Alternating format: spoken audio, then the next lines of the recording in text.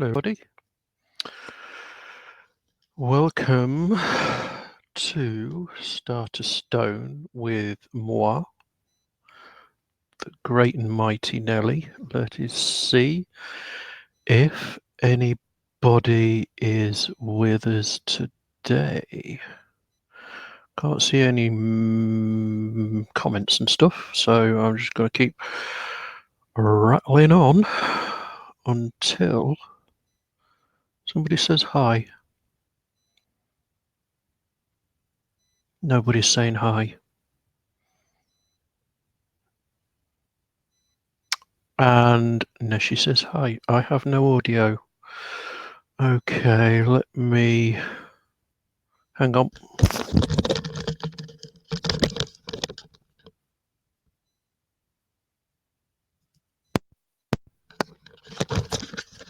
Okay, that bit's okay.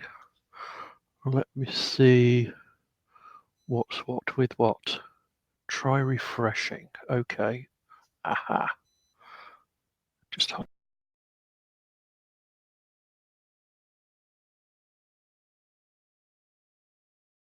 hello. Oh.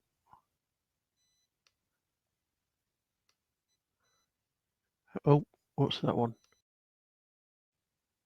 Can you hear me now?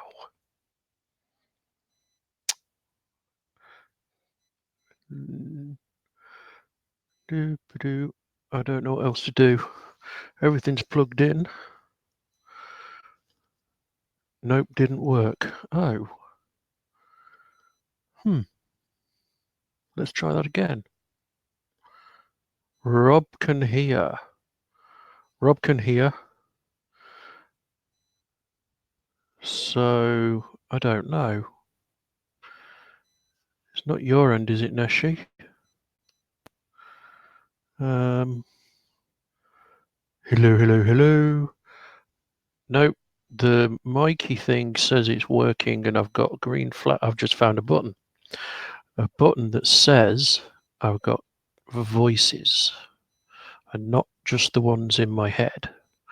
So I think it's working. You are good. It was your audio. Okay. Problem solved.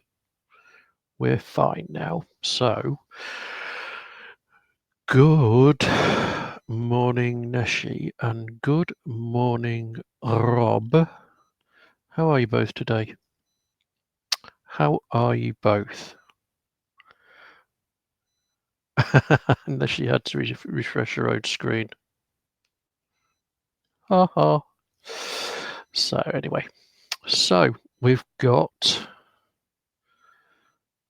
today is we're going to be discussing Samhain and what that may. Well, Rob's life is cool and groovy. Well, that's good to hear. That's very good to hear. What about Neshi? How are you doing? How are you doing? How's things in Neshi's world? So, Samhain, what is it? And what's the difference between Samhain and Halloween? Because they're at the same time. And I do believe there are others. Hello, Jane. I've got a question to ask you later, and you might not like it. That's my imp face. Anyway, so where was I? Samhain. Well, please, for the rest of us, pass on our best wishes to your mum, Neshi, from everybody. Anyway, so Samhain, Halloween, Dias de los Muertos. I believe I've pronounced that incorrectly, but I might have not. Who knows? and there are other traditions in the world. But we're going to carry on with Samhain and but they're all to do with, not to sound morbid, but the dead, those who have passed on, walked into the other world.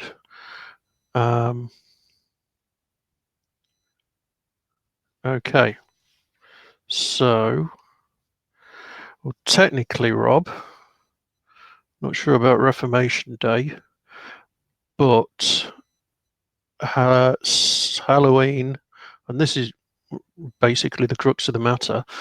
Halloween was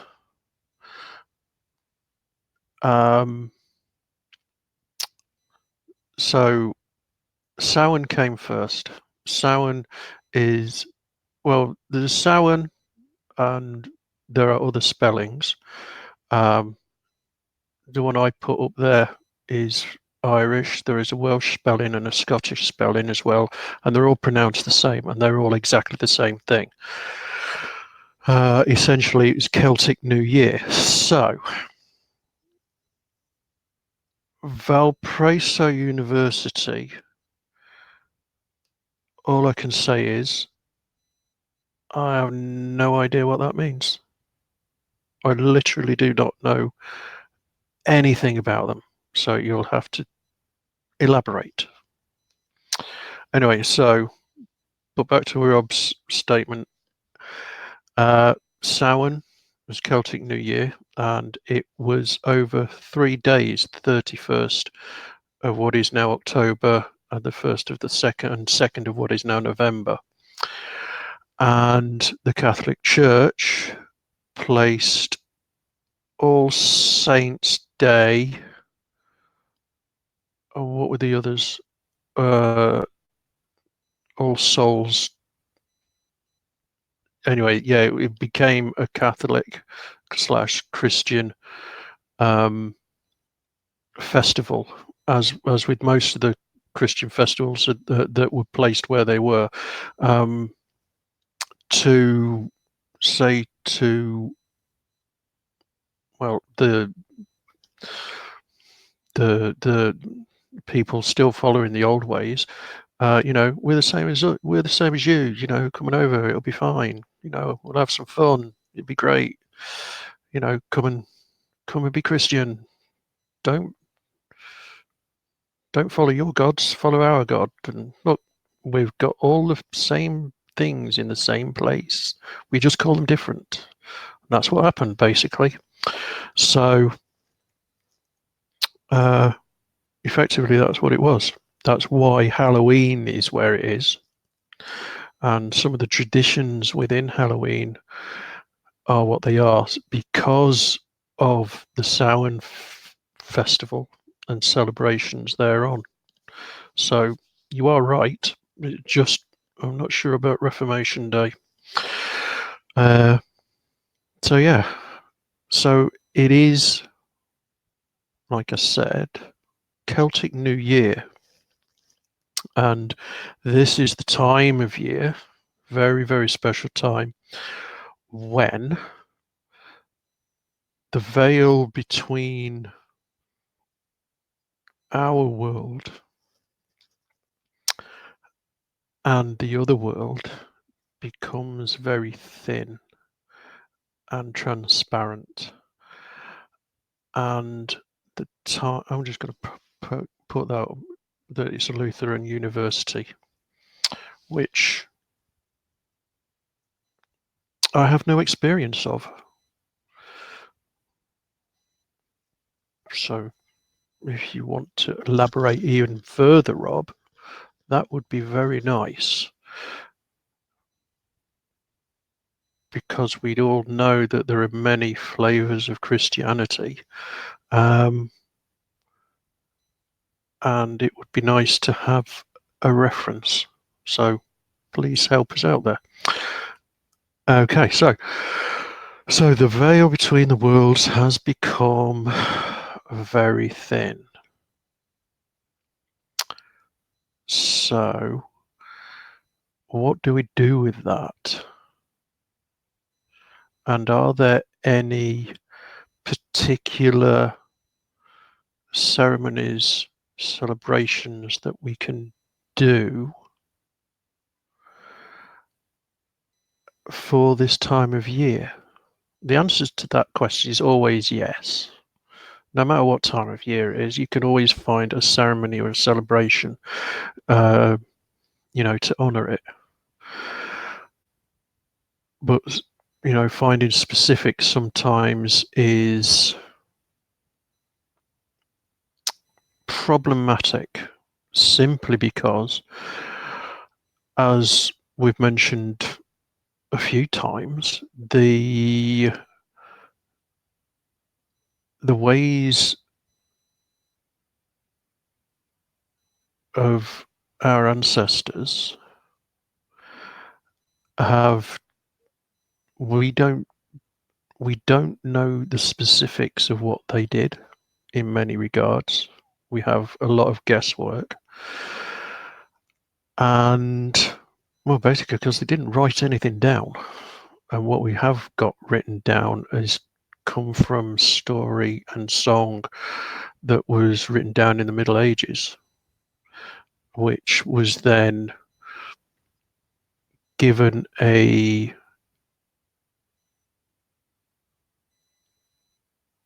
Christian gloss.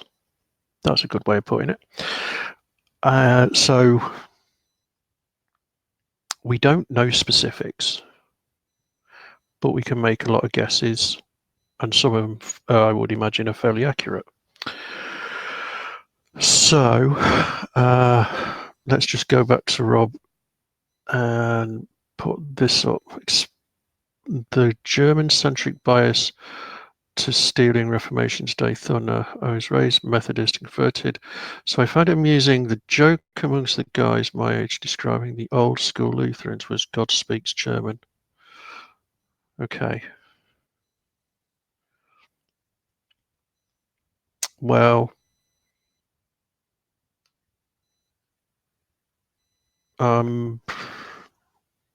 yeah, I think a lot of different communities put their own spin on circumstances to suit themselves. I think everybody does it, and not just the Christian community, but every other community, including the pagan community. We all want to be right, don't we? Well, rather than be right,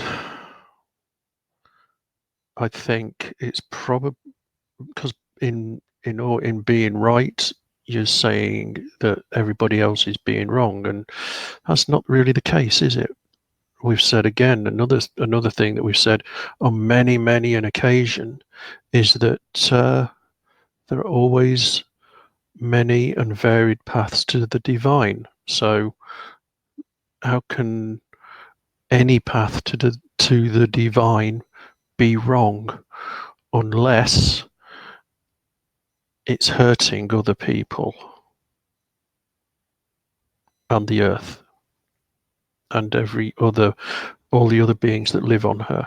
That's the only time that I would say that a path is a wrong path, is if it causes pain to others. So, yeah, I'm not saying I'm right or wrong. This is just my path, and it's the one that is the right one for me. Yeah, the right one for me, and that's all any of us can say. It's the right one for us. Let's just bring that one up. The music, the arrogance, German culture or as a reaction to the Italian arrogance. Musically, both could back it up. Yeah, exactly. They can all back up their own arguments because they have to be right. Well, I'm neither right nor wrong. I'm just me. Good morning, Jocelyn. How are you today? Come and join in the fun. So, back to Samhain or Halloween or any of the other versions of this time of year. It's and many cultures have this similar beliefs.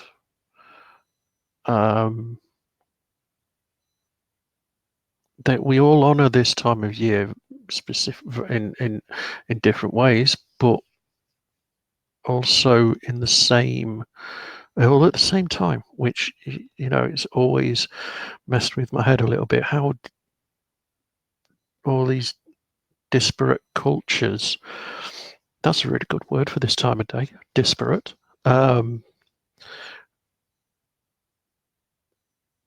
understand that this time of year, this moment, these 3 days at the end of October and the beginning of November was such an important time.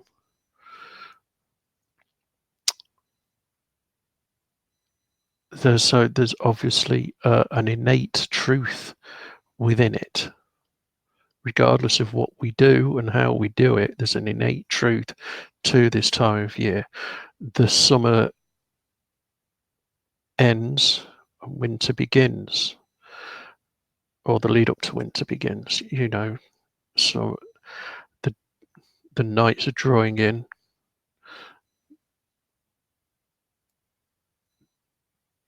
It's colder. Everything begins. The earth and the trees and the plants and the animals prepare themselves for rest. It's a special time, a very special time. So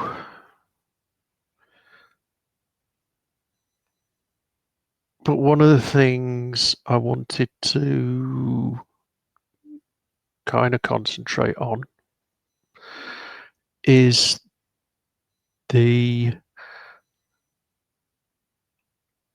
fact that the veil between our world and the other world, of the world of our ancestors, the world of those that have gone on before us, has thinned.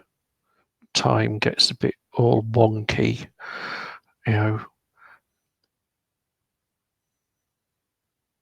magical creatures of the other world are revealed. And what do we do with that? Well, one thing I like to do, and let me just go back to the ceremonial, celebratory side of things just for a moment while it's popped back into my head, is as a kernel, a seed for any celebration. That seed should be rooted, considering your ancestors, our ancestors, everybody's ancestors, thinking about them and possibly communicating with them. If not just remembering them, then this is the time of year when we have the opportunity to commune with them, to talk to them, to ask for their guidance and wisdom, more so than any other time of year. So that is what I build any ceremony or ritual around for this moment, for this time. So what else should you do to create that ceremony? Well, it doesn't really matter. As long as that is your seed, what you can grow from it for your celebration can be pretty much anything that you want. If you're doing it with a group, if you have a group to connect with to do a ceremony, well, you have to create something, unless you already have something, a written down ritual. If you don't have anything for a group, make something that works with the group from that seed of bringing in your ancestors and connecting with them. If you're doing it simply for yourself, if it's a solo ceremony, it's a lot easier. You don't have to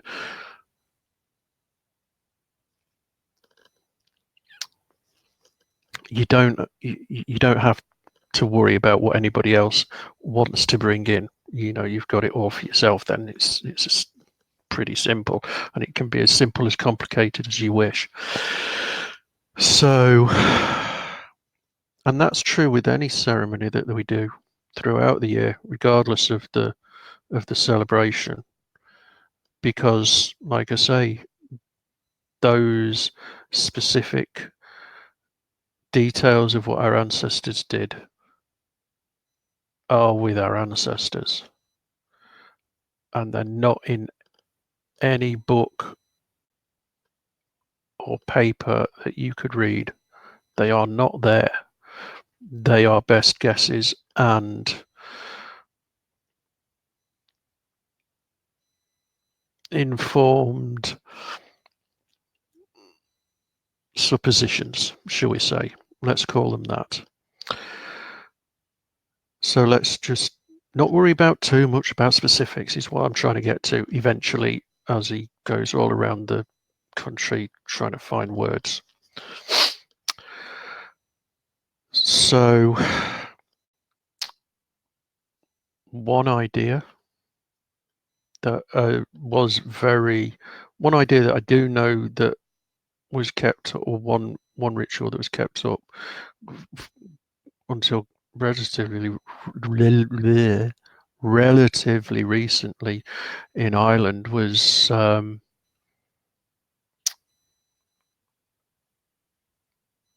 having a meal for your ancestors while you're, always having a welcoming meal for them if they wish to visit you. That's quite a good one. There are others which, can become more complicated as time goes on. But a lot of the ritual around modern Halloween is based in the old Samhain rituals that we have records, or not records. Yeah, records isn't quite the right word, but you know what I mean. So, yes, I mean, trick or treating, there was one. What's that one? Let me just get my notes. Get my notes out, because I couldn't keep quite all of it in my head.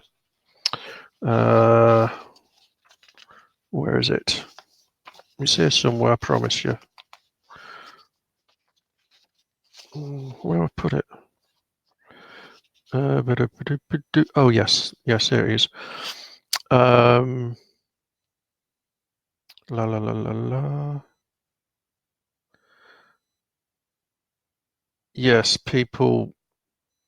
Let me just going back to it. In County Cork, bands of men blowing horns would march through the countryside, led by a man. Oh, yeah, that doesn't sound great. Anyway,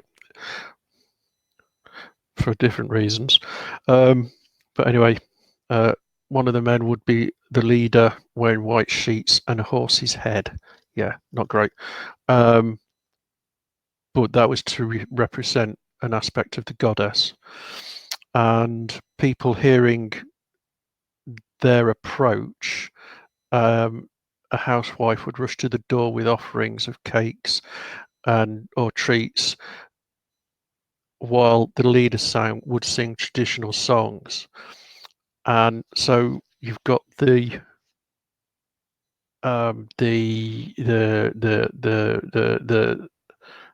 seeds of trick or treating going on there. So we've modern Halloween is you know oh, I'm going just to pop this one up. Neshi's culture, similar, called ghost meals. Ghost meals are a ceremony or ritual that shares a bit of our food with our relatives who have walked on, not just on Halloween. We are more alike than we are different. And that's a fact. That is a fact. And I think with each person that chooses to walk a spiritual path that is that follows as much as is possible the old ways, the more we find we are the same or similar, regardless of where you are on the earth, whether it be North or South America, whether it be Australia, whether it be Europe, Asia. We find that many of our ideas are pretty much the same. We might not do them in the same way, but they mean the same thing. So I'm just going to bring Jane's up. Communicating with the ancestors and sharing a meal and divination in general. Yes, and divination is one of the things I'm going to come on to in a little while, because I'm being the stone guy, I'm going to bring in some stones, because I do.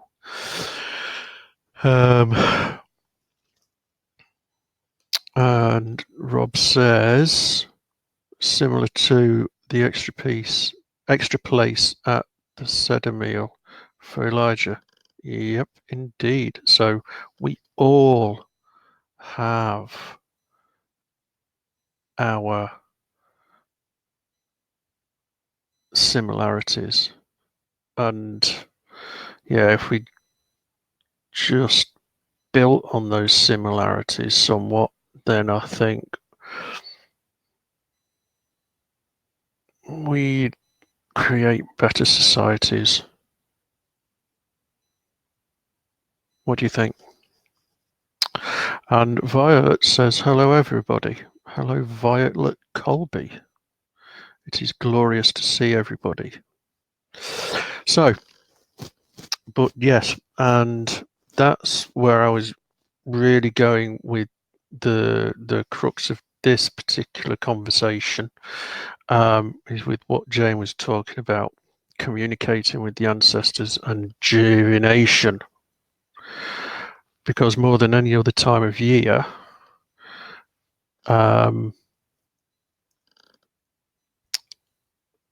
this is a particularly sensitive time for anybody who wants to engage in any form of divination, whether it be tarot or modern oracle cards or any kind of psychic effort. This is the time when you're going to find the most assistance, and especially if you're linking that with communicating with your ancestors. And Oh yes, the OM.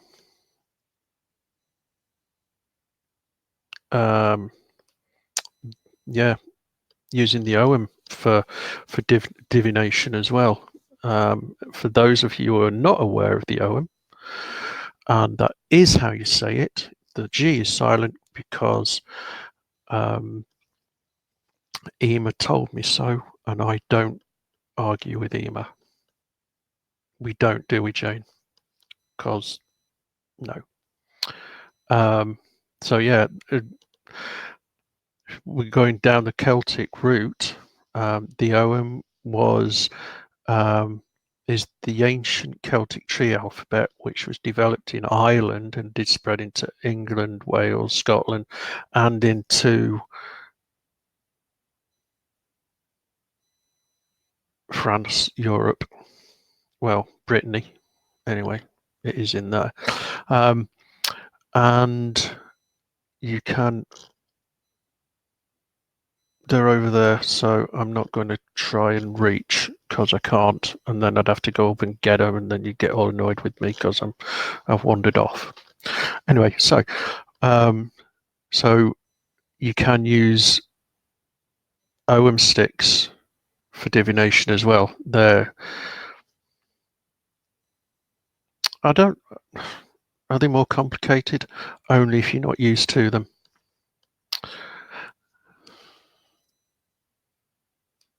Yes, yes, I know. Ema did shout at me. Uh, um, so, and there are a number of books and card decks actually. Hang on, I've got one pretty close by. I had to reach. There's that one, the Celtic Tree Oracle, which is quite good. There is one thing I would say about it though, if it is this one. Let me just see. Uh, let me just see. Yeah, because some of them are slightly different in the fact that they are the the the four feeder, the final. Some of them are attributing slightly different things than um, other. Oh, there it is. Yeah. So you're gonna have it's one of those. Whereas rather than it be connected to a tree, um, one of the symbols is connected to something else, the grove or the sea. There are a couple of different ones, whereas some don't. They stick with the actual connecting with a tree. So that's for another. That's for another story. Um, anyway, yeah, that's it. Oh yeah, and runes. Forgot about them. Um, using sticks and bits of wood. Yeah, but the Celtic tree alphabet. There are 25 letters, and essentially, I should. I hadn't thought about this, but maybe I'll come. We'll have a think about this and talk about this on another day. But there's a, you know, central trunk with branches coming off that. Um, each branch representing a different letter. So the later ones, the last five, they were representing sounds rather than letters, like AEs and IOs, how that sounds more than the letters themselves. But the in modern some of the modern divination decks, they're rather than a tree, there's the sea, the grove, and other elements which I personally don't use. Well, that's not to say you should or shouldn't. It's personal choice. Anyway, so yeah, and Rose brought up the I Ching, etc. So there's lots of divination, divinatory options. Yes, they were, yes. Then there is a famous one which I can't remember now. So yeah, there's lots out there, and there's no right or wrong method to choose. Use, choose. You use the method deck that suits you, that connects with you. It's always the way that just because one person doesn't respond to one method, that's fine. It's not for them. You'll find yours. All you have to, it's a matter of just seeking and searching and finding the one that's comfortable in your own hand. That's the one you're supposed to use. And so yeah, go off, have fun, look for stuff. The search is always a fun thing to do. It's always illuminating and enlightening. So once you know what you want to use as your divinatory aid, then you've got every opportunity coming up at the end of the month to get down with it and do some really deep reading. And now when I say that, I'm not saying you're going to be predicting yours or anybody else's future, because the future fluctuates with any reading of it, because any reading of it you can make, and that when you look at it, it changes. So let's bring this one. Tea leaf reading. And I've done this as part of a food bank fundraiser at a local university. That's pretty awesome. I've never tried reading tea leaves because it's not entirely accurate. I have looked and just seen a load of mush at the bottom of the cup. Didn't know what I was doing, so I stopped. I'm more comfortable with cards, OM sticks, etc. That's where my comfort lies. So I'm always impressed with anybody that can read a tea leaf, because tea leaves do not speak to me. I don't know if I upset them or anything. I do drink tea. Maybe it's because I drink more coffee. That's probably it. But anyway, that's amazing, because that's one of the things that we don't often think about. Popped into my head. If we have an opportunity like Jane, when we can actually do something, whether it just be seen as a bit of fun or whatever, but is actually raising money or helping charity or any other good cause, then it's a good thing to do. It's a good thing to do.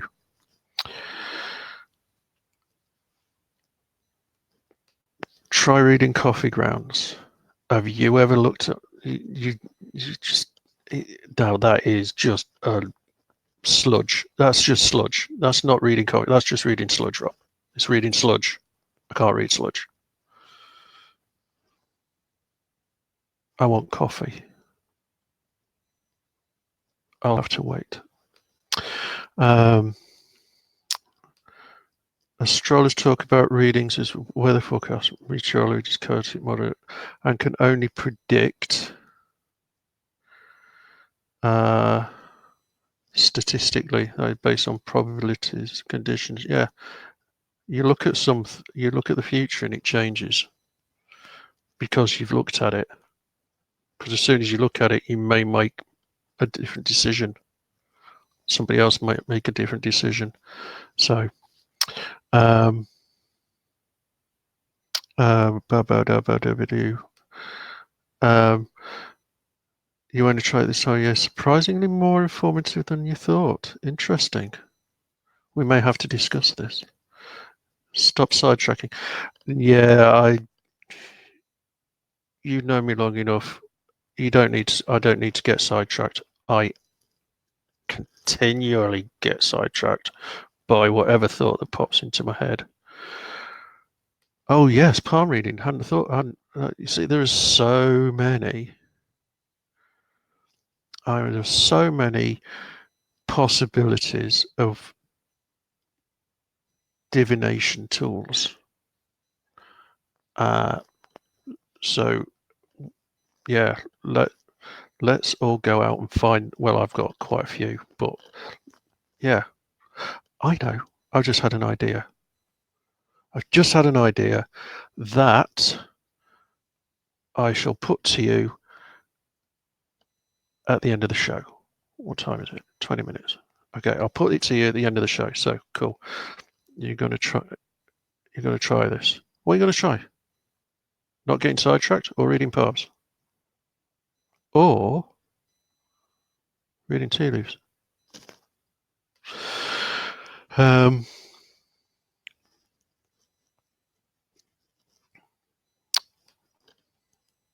it is. It is fascinating. Anyway, so where was I? Right, back on a side track that might lead back to the main line, or possibly not, because it's me. You never know where I'm going to end up, because I never do. So anyway, so divination this time of year is always the most powerful, I feel. To go deep, or to get a deep connection with your ancestors and possibly other beings of the other world, for to ask for their guidance, their wisdom. This is the time of year to do it. So whichever method you use. But and I'm going to come on to the stones now before I forget and get sidetracked and go somewhere else. Because I'm the stone guy, I'm going to give you some other tools that you could use or that can aid you within that area of divination. Which you don't have to use these now. You can use these any time of year. It could be whenever, but it's another set of tools that we can all use. Now, don't get me wrong, some of these are pretty difficult to get hold of and some are not. So I'm going to give you 4 suggestions. And this is the first one. It's called Gothite. There you go. I'm going to press that button as well. Hang on a sec. Hang on. No, I press that one. Huh. Okay, never mind.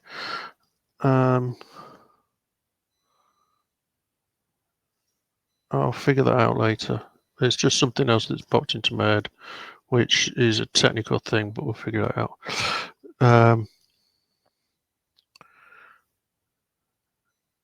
I'm just going to bring this up from Jane.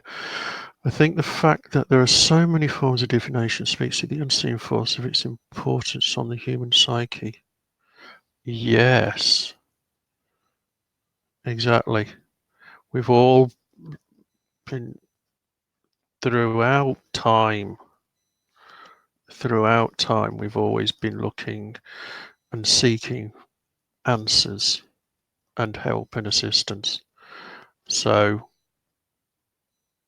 I even saw a crystal divination set once where you had these small crystals that you cast onto a cloth and it gave you a reading. What was that called? Crystal. It might have been something quite as simple as the crystal oracle. That was back in the 90s that I saw that. Yeah, something like that. Anyway, various different crystals and a reading cloth, and you get the drift. Anyway, so what was press that button? So Gothite. This one's a relatively easy to get hold of, and it kind of looks like, I don't know, kyanite. Just plain black kyanite in a way, but it's not. It's completely different. So, as one,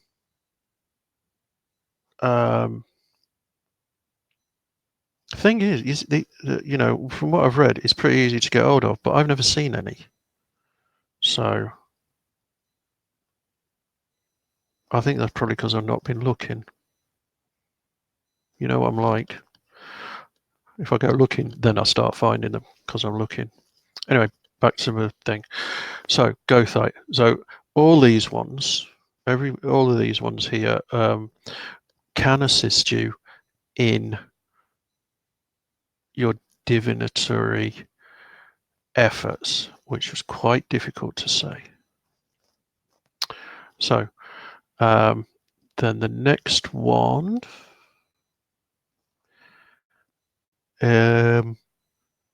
amethyst. But this actually, with this one, there is a specific one. This one's Vera Cruz amethyst from Mexico. It's said, again, haven't got any of this myself. In fact, what are the other? No, actually, in fact, I haven't got any of these. None of these live in my house. Not like this one. My giant blue rock.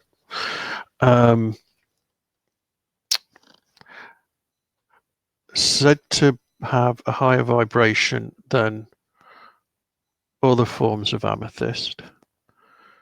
So with that, it's elevating your own vibration to, get into that state where you can go looking for the answers and knowledge, wisdom that you're seeking.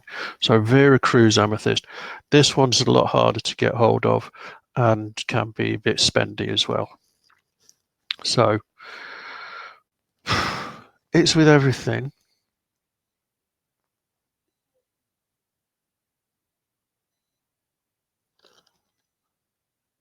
Sorry, just listening out. You know who for. As with everything, you don't have to go out and try and find the most expensive things, because you don't. That's just a marketing gimmick. I'm just giving you a few suggestions here that may be of assistance. You don't have to go out and find the biggest Vera Cruz amethyst that you can find, because they all do the same job. One that's a bit easier to get hold of, another one easier, is the Andean blue opal. Quite a pretty little stone. Easy and relatively inexpensive, I've found. I did go looking just to see what kind of prices were about. So how anyway, let me just bring in the next one, and then I will just offer you a cup. Oh, how have I done that? There it is. The this one's also pretty cool, really. This one is called Menolite.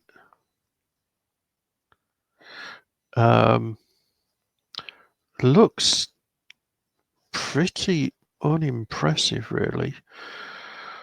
But when you start looking into it and eventually working with it, you find that it is more impressive than you may have realized. I haven't experienced this one. Like I say, I haven't experienced any of them. I've got my own ideas on what I should be using. Yeah, I should say that as well. Anyway, blah blah.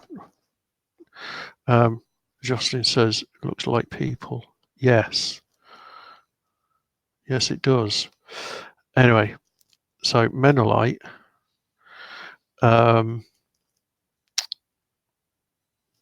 going with divination. Um, there is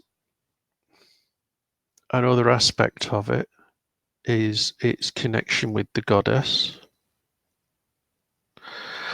Um,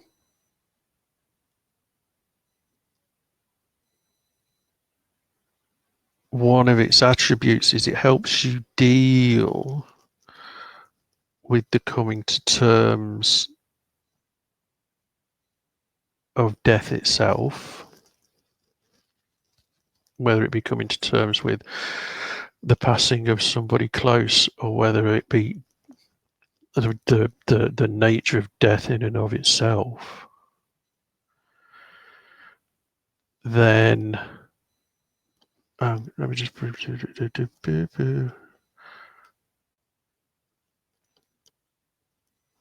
and just James just agreeing that there's a something about this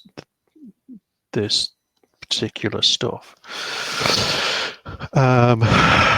So it is connected quite strongly with the other world in many ways. So using the doesn't matter which one you looked at, which one you saw, the one that speaks is the one that you should look at investigating, possibly getting hold of a piece or two or 12 like me. 12, he says. If they only had 12. Anyway, so where was I? I'm just going to do that. So those are your options. Well, general, a few options. There are others, but I don't want to overload it. But one thing I would suggest is if you're working with these in a way to connect with your ancestors, one suggestion I would make is to bring in your ancestor stone. What I mean is the stone you would relate to for working with your ancestors to help you make that connection. For me, it's Preseli blue or flint. And the last show or two, I've mentioned both of those in the same way.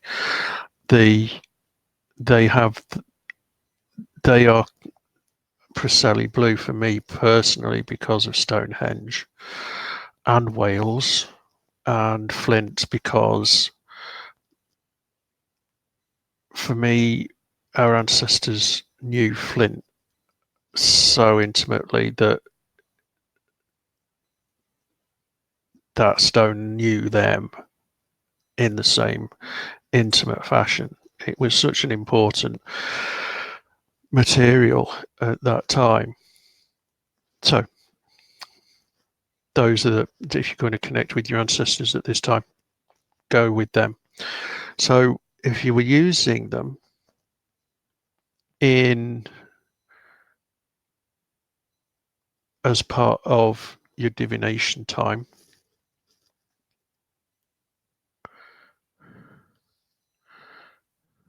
let's just bring that up. Yes, because I warned them, because it's mine. I'm watching you.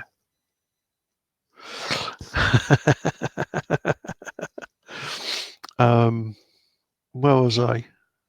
See, I get these so easily sidetracked. So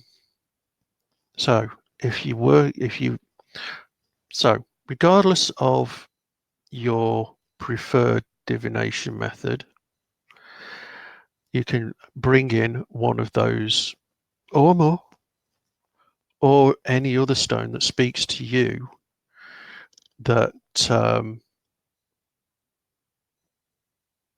wants to help with making those connections. So how do we do it? Well, simple as I always say, ask the stone for assistance clearly and respectfully. Generally, they say yes, in my experience. However, if it says no, then all you have to do is ask for guidance to which stone to ask that will help you in this time. And that's the method I feel everybody should use for pretty much anything when working with stones and crystals. If you have a wish to work and connect with the ancestors and using stones with that, whether including your cards or whatever, if flint calls to you, which, if I were going to be honest, I'd say always try flint first, because you can pick it up off the ground as long as you've asked it first that it's okay to come home with you, etc., etc., etc., etc. Then 3 pieces, or 5, or 7, um, around your working area, around the area that you're working in, for placing the cards on the table, and ask them to help you connect with the ancestors in the same way. So it's not difficult things to do. What am I saying? Your initial setup isn't difficult when working with stones or bringing stones into any situation. The method is always the same. Ask them for their help respectfully.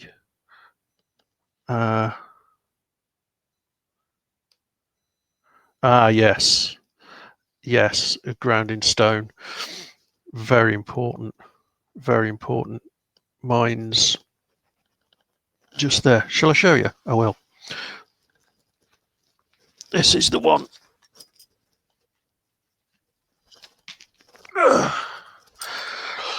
This is my grounding stone. It's like a giant grey egg.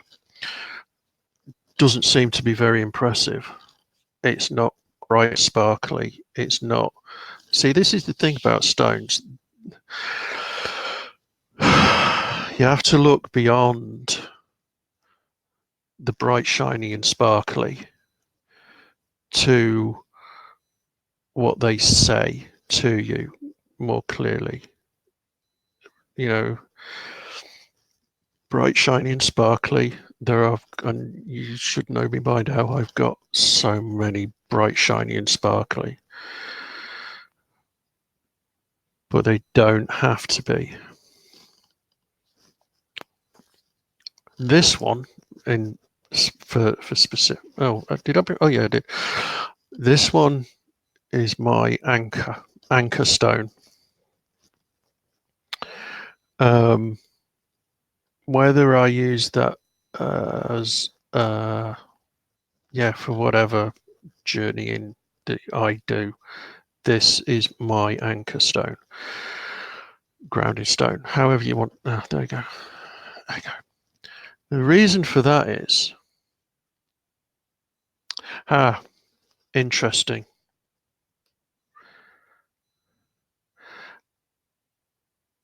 They can all be grounding stones or anchor stones. All you have to do is ask them to be so. And it's that simple. Yes, exactly. Exactly. If it connects with it and says, I am your grounding stone, I am your anchor stone, then it is. If you don't have one, or you don't feel, if you have any stones, then the briefest meditation, and ask the question, will one of you be my anchor? Will one of you be my grounding stone? Please. Everything for me when working with stones is asking politely and respectfully for that assistance. Always be clear, or as clear as you can be, because things can be a bit different. I'm running over time, aren't I? Anyway, so just ask. Simple as that. So just quickly, the reason why this one is my anchor / grounding stone is because my dad picked this one up off the beach a mile down the road a while ago, well, many years ago now, and it's been here since I can't even remember it not being here. So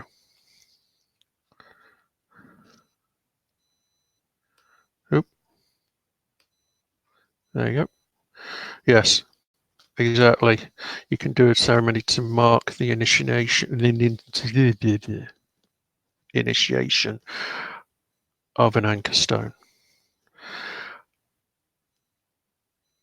How do you do that ceremony? It's as simple as having that intention in your mind that this is a ceremony that you wish to do. Ask for any guidance and assistance to create this ceremony and see what happens, see what comes to mind. Work on it. Any ceremony that you do for yourself, you work on it until it feels like you've got it right for you, right for you. I nearly said got it right then, but that's not quite what I meant. You should know me by now. So, and then perform the ceremony, the ritual, whether it be on your own or whether you're asking other people to help you with it. It doesn't matter. There's no right and you can't do it wrong. When it comes to this, you can only do it in the way that's best for you. So don't worry about